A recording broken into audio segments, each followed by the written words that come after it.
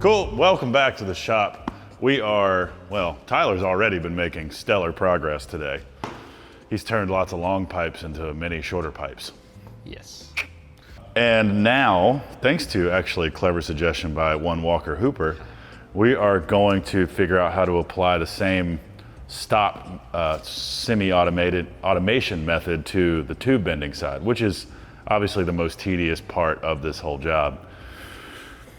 The plan, as I've thought about it so far, is we will use one of these tubes. We've already made one, but that was sort of not rushed, but quicker than I think we need to do the next one. We'll take this tube, we'll clean it, and we'll make very precise marks on when the bend's gonna start. And then when we go to actually bend it, we will take a lot of extra care to make sure that that one tube is as perfect as it can be. As we're doing the bending on this one test tube, we will be figuring out how to set some stops. So the first idea is to have a backstop, since this is bolted to the table, to have a backstop over here so that we can feed the tube in the same way every time. The problem with that is that it only works once. It only works with one of the tube ends, because once you bend one side, you no longer have a straight side of the tube to press up against it. So that's okay. I think we'll do a few cycles and we'll figure out how fast it goes.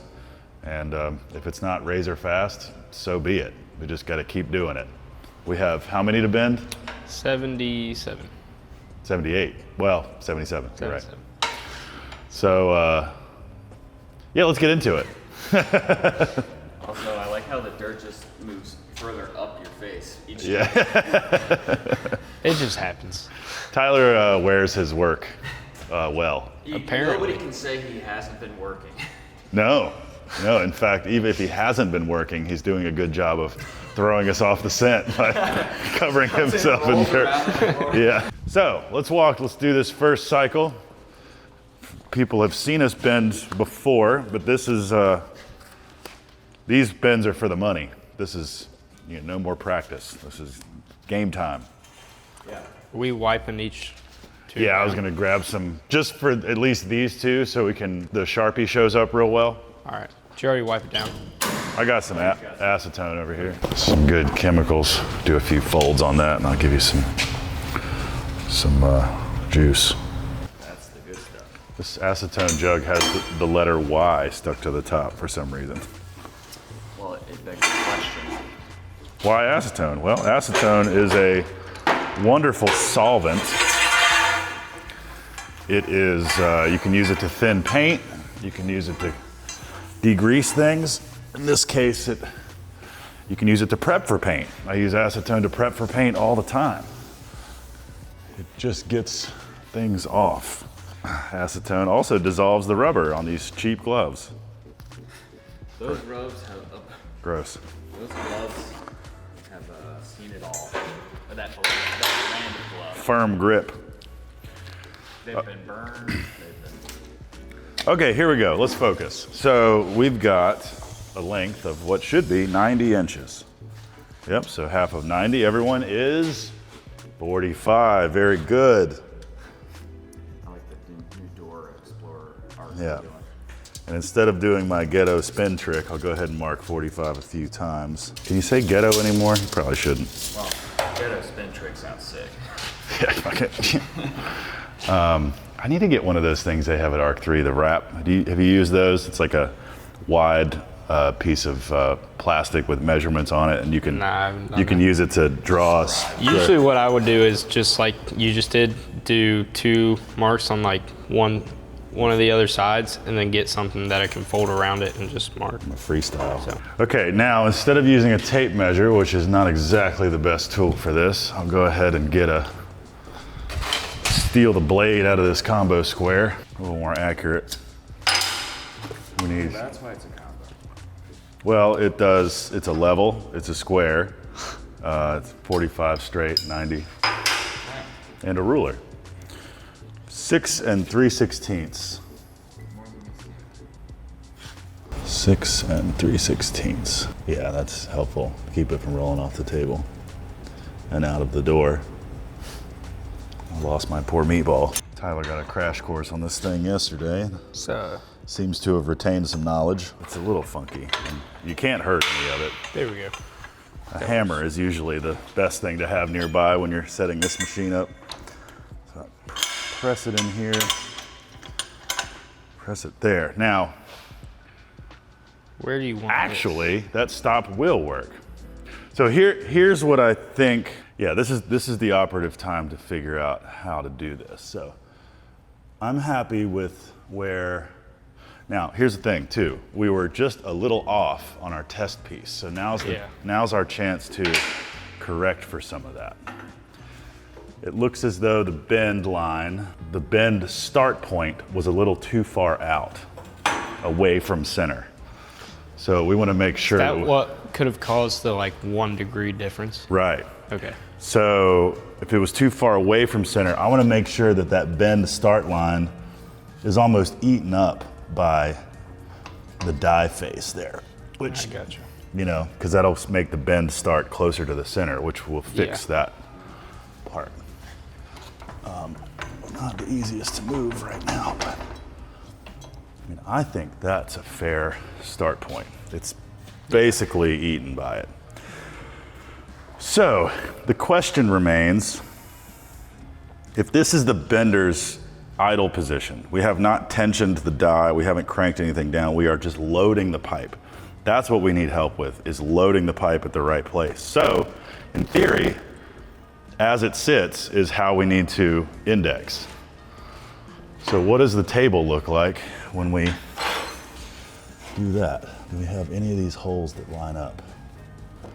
Not quite. I see one down here. There's one right here. Lamps. Well, I think we don't need to overcomplicate it. I think we'll just do this. Oh yeah. These things are rad, by the way. They're perfect Used them 90s. last time I was here. So we'll line it up. You know, the tube's a little off just because it hasn't been tensioned yet, but I think we line it up like that, and then we get some clamps.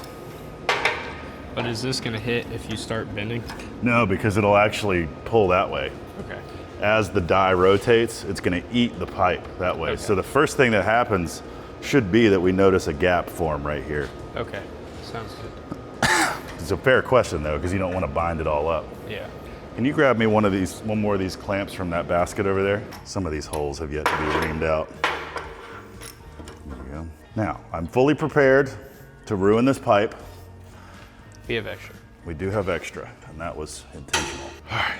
Now is a great time to just stare at it for a second and figure out if we're missing anything. So the die will rotate this way and drag the pipe into the bender, pulling it away from our stop. We know that we need to hit 94 degrees on our dial indicator. And now, as I've tightened that, That might be fine because that's just your load point, right? I think it's not really safe to assume anything right now. I think all we can go off of is what we observe, because if I rotate it back, it's still good, right? Yeah. I think that's all it is the die has rotated, so we're okay. Because my line is still good here. Yeah. And you're good over So here. we're just planning, the die is at full clock back, and that's when we load it. So I'm gonna preload, all my pins are in the right position. There's some tension there. Okay, my dial's at 0. Let's give it a whack. About 50 degrees, this pin will drop. Okay, can we loosen? Look for that to move. On this control, up is bend and down is retract on these buttons. Okay. It'll start to slow down, give it a little help. All the way in.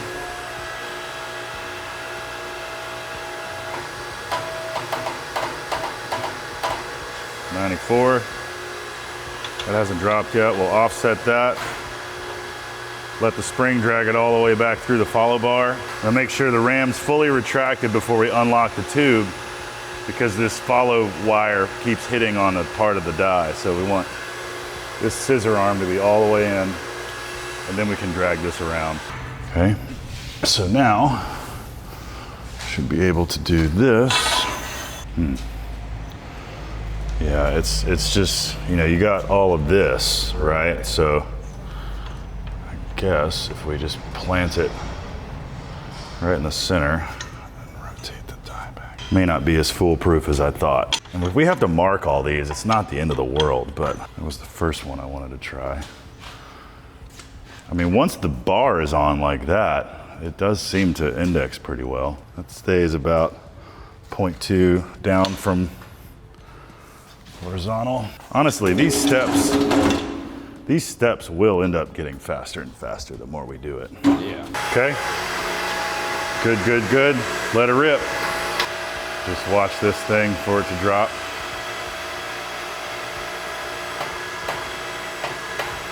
Okay. And now you let off the pressure, and when you see this pin, So I go back. yep, keep going. Yep, you should be able to pull that out now. Now retract your scissor all the way. Gotcha. Yeah, you can set it there so it drops. And when it gets to the end, you're gonna have to push on it. So you wanna push it in until that pin drops. And sometimes it might drop halfway. Make sure it drops all the way, because if you don't, you'll risk bending the pin. Keep going. That's what you're looking for. Because if it only halfway and you hit the button, it would bend the shit out of that pin. Yeah. Okay. 90, 91, 92, 93. That good? A little more. Right there. All right. All right. Now down, you hit down. Now don't pull that quite yet. Leave that in, hold down. Because what we want is Oh yeah. So that way it doesn't- ram to help dislodge. See, now that the pressure's off the follow bar, now you can take this off and you can take this out. Retract your scissor arm all the way, but the die is moving independently now. Yeah. And that just, until you can't anymore. Basically, you're looking for the shiny piece on that ram. Once that shiny stuff goes away, you're good. That's good. And the reason you want that all the way back, you see this wire right here? Yeah. If that part's not all the way back and you return this to zero, that wire hits it, and then ideally we don't have to calibrate that. Go ahead. That's tight. You're correct. Remember kids, lefty loosey, okay? You just retract that until you don't see it there anymore. And then pull that out. We got stable. And really, all I'm concerned about is our spacing here. 29 and a quarter, we're looking for 29 and an eighth. That is more than fair, because it's very easy to just put a little, I could honestly get this thing to stay, just by tweaking it. So I fully imagine that we're gonna have to tweak them a little bit. Now, one thing I did not do very well is get it perfectly in phase, but it's okay, because it is not gonna matter. We'll try to get better and better at it, so we gotta make 76 more. I kind of feel like we should mark them all and just do it like that. I don't see this being reliable. So I think that's what we do. Go ahead and clear the table off. And if you're done cutting, then we can start bringing all those pieces over. But cue the montage, here we go.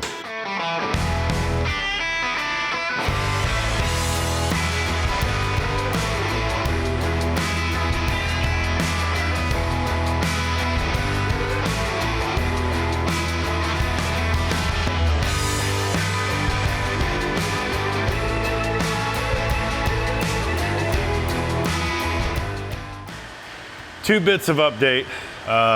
First off, after we bend, we'll do this backwards. After I bend the staples, Tyler's gonna take them over here and mark them to cut them to length. What we've done is set this backstop 33.5 inches from the edge of the table. So when we clamp it, the table becomes our guide. We'll take a brand new fresh Sharpie, mark under here, and then flip it over.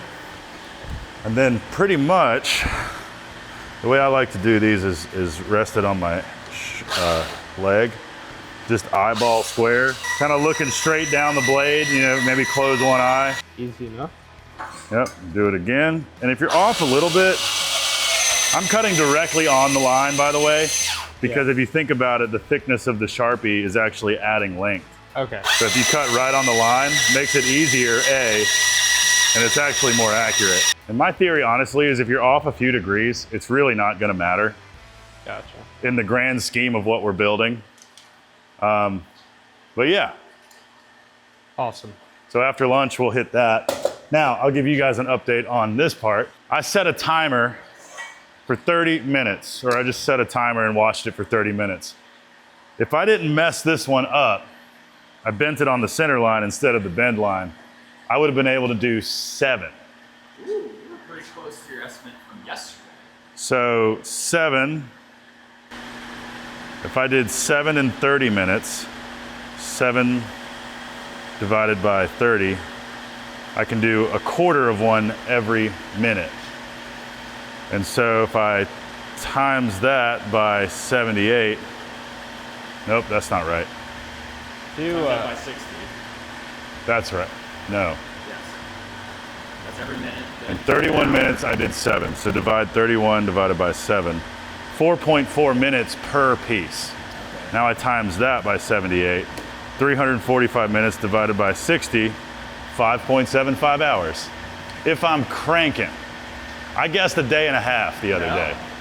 Yesterday, you know what you guessed? Because I was just What? 6 hours. Really? Yep. Well, there you go. You said, I bet you I can do about 6 of these in an hour. You got 70 something, so 6 hours. I feel like what I more said was I hope I could do 6 in an hour, but same thing. Well, there you go. So I think we're in good shape. Basically, we're gonna get lunch and then when we come back, I've already got a few hanging on the bar over there. But as I bend them, he'll mark them and cut them. And then we're one step closer to starting to weld these things together. Absolutely. You got the dream team. Yeah. Double T, baby. Can I be an honorary Glenver soccer team member? Sure. Yes. What's y'all's mascot? A Highlander. Go Highlanders, baby. Whatever that is. Yeah, that doesn't. Didn't Radford's the Highlander? They're the Bobcats. Oh. It's Radford College is the Highlander. something like that. I don't know. There's some school that has Highlanders, but We should come up with a mascot for Lift Arc. Lunchtime. Lunchtime.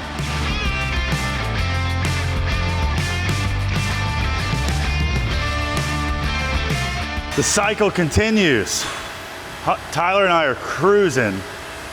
Trying to stick to my 6 per 30 minutes, which means 12 per hour. I think I'm beating that at this point. We've been going, what number is this one, Tyler? I think this one is our 18th one that you're bending. 18. Yeah. So we've done 10 probably in. It's actually 45 still minutes. bang on. Yeah. I think we've sped up. 122 minutes, I've done 18, so it's, yeah, one every 5 minutes or so. Not bad. I'm Yeah. almost able to keep up with Tyler. By the time, We're in a race. over Yeah. here, so he's distracting me right now, actually. Trying to catch up. yeah. Yeah. So it would be fun if you want to, while you're here, we could film a full cycle and just see, like, run the time. We're doing a full cycle. Yep. We're going in 3, 2. Do it at the pace that you've been doing it so we can time it. No, I want to win. See, he's trying to run, but I don't need to run. Sure, he can run, but can he cut? That's what we're competing against. But I'd like to see the difference. But we'll also see how long it Yeah. I'll check it. Done. You know, I won state championships in archery in high school. You did. Yep. So he's not the only state champ in the room. And on the rack. Yeah. This is the best cycle yet. I got lucky on my number. This will be the fastest one I've ever done. This is the stupid part. You gotta wait for the ram to retract. Okay, Tyler, it's good. Close to the time. Yeah. Go, go, go. 3, 2. What was that? 2:50. Oh, let's Ooh. go. Beat him by a whole minute. Well, let's see how fast the whole cycle takes. Oh, You're still I going. thought the last one was. Oh. Yeah, no, Oh. You beat it.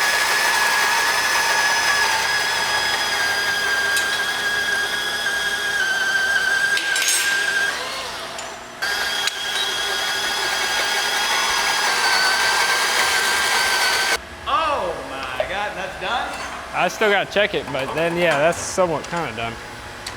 Good, done.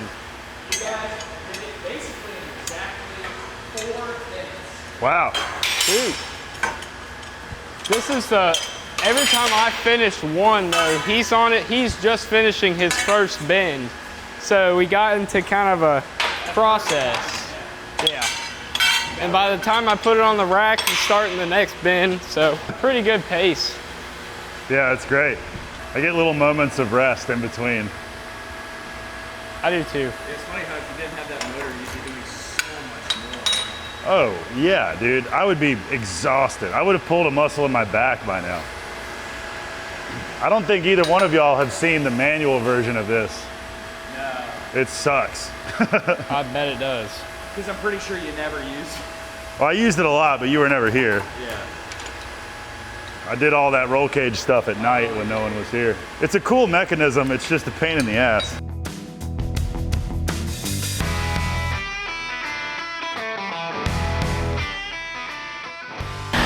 All right, it's 4 o'clock, same day. We've been doing a bunch of bending today. I am gonna try to finish 1, 2, 3, 4, 5, 6, 7, 8, 9, 10, 11, 12, 13 in 1 hour. It should work because I'm doing about 6 every half hour. So let's see if I can do it.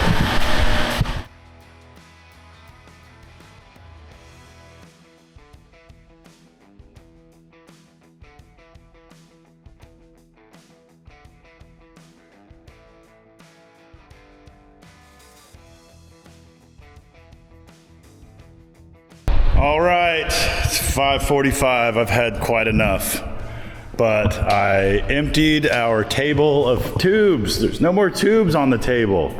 Yay! So I did however many tubes that is today, and they're pretty much all hanging right here. So these are cut, those are cut. I painted these so Tyler knows when he comes in, those need to be cut, and that one needs to be straightened because it's a little twisted, but not bad for a day's work. These bike racks are going to come together pretty soon. I would imagine tomorrow we'll be able to start welding a few of these together, and that's very exciting because there's a carrot dangling at the end of this job for us in the form of a paycheck, which is always nice. But there you go. Thank you for watching this episode of the month of fabrication. Love you guys. Thanks for hanging out. I've been loving the comments, which is awesome. Thank you very much for hanging with us. Apparently the Spike Hates Shipping promo code for our online merch is working. You guys like 30% off all of our t-shirts. We are trying to clear them out and make room for new designs. So Spike Hates Shipping, 30% off all of our t-shirts. Go check it out. Thank you to all of those that have purchased, quite a few of you. Thank you for the support. Love you, mean it. Like and subscribe, tell your friends, and we'll see you tomorrow. Bye.